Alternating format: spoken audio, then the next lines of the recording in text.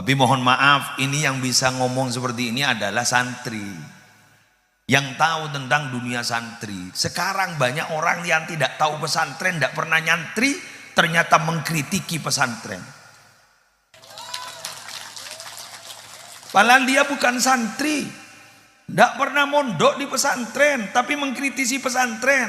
Ya lucu, wong dia tidak tahu pesantren. Oh tahu aku ngeritik dari luar, tak tahu. Bener? Coba masuk ke pesantren, coba mondok, mulai tahu dari dunia pesantren. Coba tak tahu ngaji Quran karena pada benih tompak absaab. Abang mengkritisi pesantren yang tidak tahu dunia pesantren.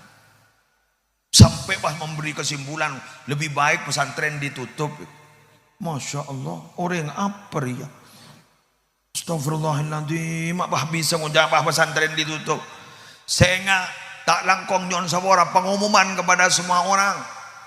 Indonesia ini merdeka tahun 1945, kalau tidak ada jasa para kiai di pesantren tidak akan merdeka.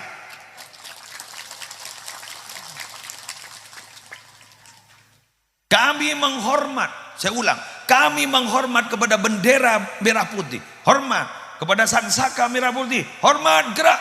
Bukan semata-mata kami ingin menghormat kepada kain merah putihnya, tapi ingin menghormat kepada darah yang tertumpah pada waktu peperangan. Siapa itu? Para ulama dan para santri. Bagaimana ketika Allahu Akbar, saya rasa ajabu Allahu Akbar, beliau adalah pemimpinnya, adalah santri. Saya yang mengumandangkan resolusi jihad.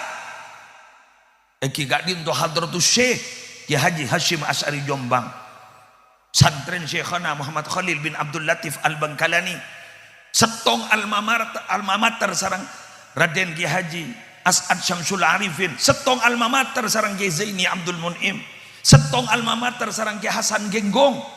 Beliau adalah orang-orang hebat yang berjuang. Orang-orang semangkin saya tak tahu apa, empon nang akekep. Falyakul khairan aw liyasmut. Berkatalah yang baik, kalau tidak bisa diam, kalau tidak tahu apa-apa.